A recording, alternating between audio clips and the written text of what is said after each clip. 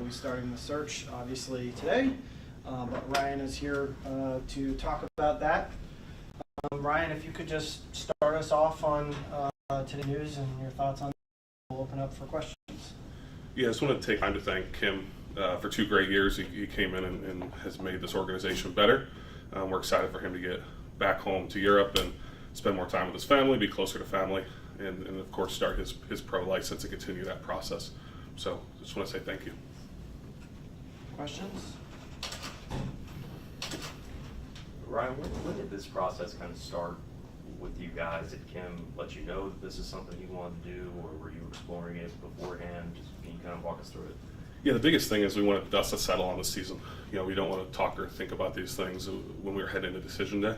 So once that kind of process had gone through the season, we spent some time to evaluate 2023.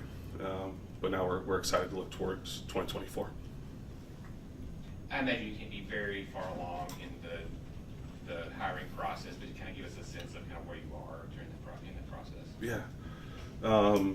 So I refused to make any phone calls until after everything went public. We didn't want anything to leak out last night. But we started conversations after that went public at 11 a.m.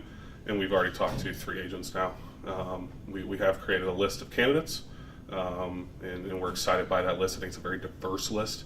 It's a very strong list, and I think the next leader of Racing Louisville will either be in that or the next wave of people as communications and conversations continue. And does the ultimate hiring responsibility lie with you, or does it have to go further up the chain? Yeah, I'll lead the search. Very excited to lead the search and find the next leader to take this team to the next level. But there will obviously be a lot of stakeholders engaged in that process. Theo, do you want to go ahead? Hi, Ryan. Theo, Lloyd Hughes, freelance. Thanks so much for taking the time today. I wanted to ask what metrics or objectives of success you want to see from the next coach in 2024, and what maybe objectives did Kim fall short of in 2023, if any? Yeah, I mean, this team played really well in 2023. They've obviously grown. There's a great young core. Made the NWSL Challenge Cup final, first final in this club's history. We were competing for a playoff spot on decision day. So those are all really good steps as we head into 2024. What we're looking for in the next coach is someone who's going to have great communication and be collaborative. We're looking for someone who's going to develop. We're very fortunate, even in this building, to have the academy in the ECNL Academy here. We want someone who can grow that player pathway. So that way a player who comes in here in our academy at 12 years old knows what it takes to be a Racing Louisville professional player. And you're seeing U18 signings contribute in this league, and that's important to us. But we also think that someone with NWSL experience is important. I was shocked coming into this league from the national team just how long the season really feels. And I think that's an important piece is someone understanding NWSL experience.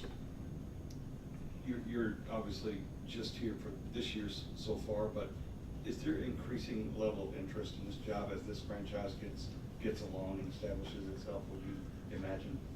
Yeah, I think this is a club that can be the best club in the world. Our goal is to be the best club in the world, not just in the NWSL, not just in the United States. And I think that the candidates that have already expressed interest since 11 o'clock today speak volumes to that. So we're really excited by what we can do here. I'm excited to be here in Louisville and build something really special. And I know we're on the pathway to that. You look at our core of players, you look at our staff. We're completing exit interviews, and our staff just got unbelievable reviews from our players, just rave reviews. And I think that speaks to the volume of those individuals and what they've brought to the table here in Louisville and how our players feel supported. Speaking of the existing staff, will the new coach have any capacity to maybe bring in maybe a top assistant if they deem it necessary? Do you have the capacity to take on another staff member? Yeah, I think that's something we'll get to as we get through the process. I wouldn't say the door's closed on that by any means. You mentioned the players. How much input did you guys seek from them in making a final decision on this? I know it was mutual, but did you ask them, hey, if we make a change, do you support that? Anything like that? No, I don't think that was a question that really came up. I think the biggest thing is I want our players to be part of this process in 2024. I think that's an important piece, is the players and our staff and everyone in this building should have a say in this process. We're going to be aggressive with it. It's going to be quick. We hope to have someone in place so we can start really gearing in towards free agency, the expansion draft, all those things. But we do want a very thorough, vetted process. Bev is someone who's seemed popular with the players since she got here. Are you evaluating her as a candidate? Has she expressed interest in the position? Yeah, Bev is an unbelievable person, unbelievable human for starters, but a great coach. The players really loved what they saw from Bev. I think the candidate pool is very diverse. It's very large in this first wave of kind of what we're looking for. So we'll kind of go from there. Chris, you want to go ahead? Hi Ryan, you talked in today's announcement about finding a coach who can elevate you to a playoff team. So how much emphasis on this next hire do you actually place on an existing track record of winning games as a coach? Yeah, it's something we've actually already started talking about. Is someone who's got experience in a winning record. But the reality is, I think we have a young core that could compete right away. You look at Savannah DeMello, Jalen Howell, Ari Borges. Let's just talk about the midfield. It's unbelievable. They're all under 25 years old. That's something to be excited about. And I think any coach who comes in here is going to look at this roster and say, we got a lot of pieces to compete right away. And then we're hoping to obviously work with them to bring in pieces that would fit that style of play. You have several players with contracts expiring soon.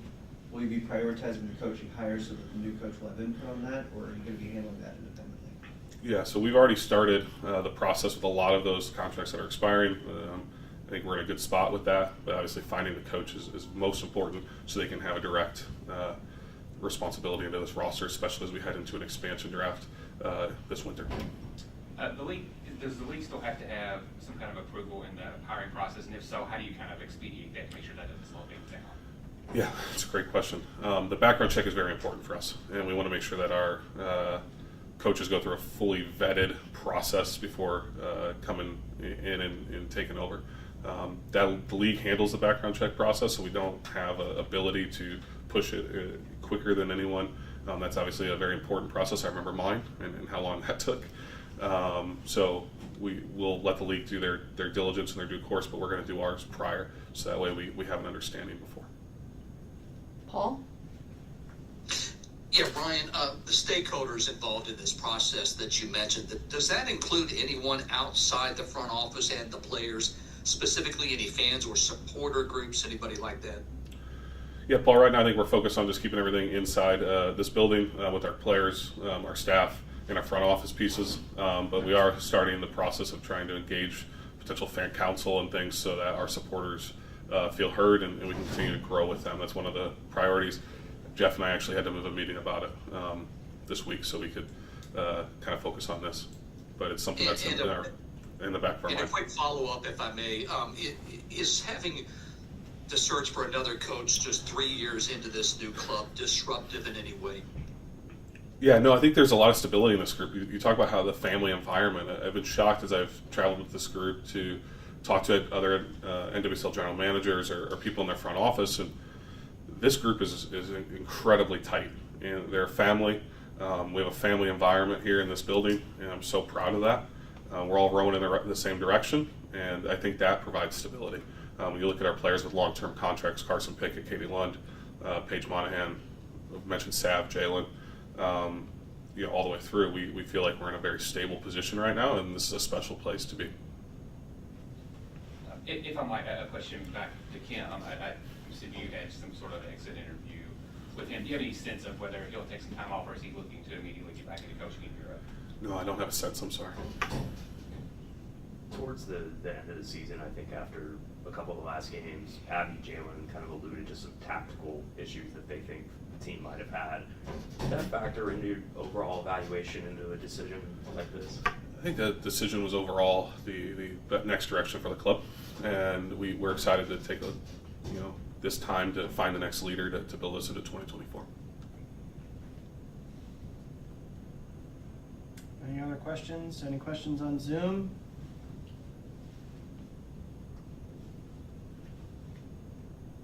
All right. Thank you, Ryan. Thanks, everybody. Thank you, guys. Thank you.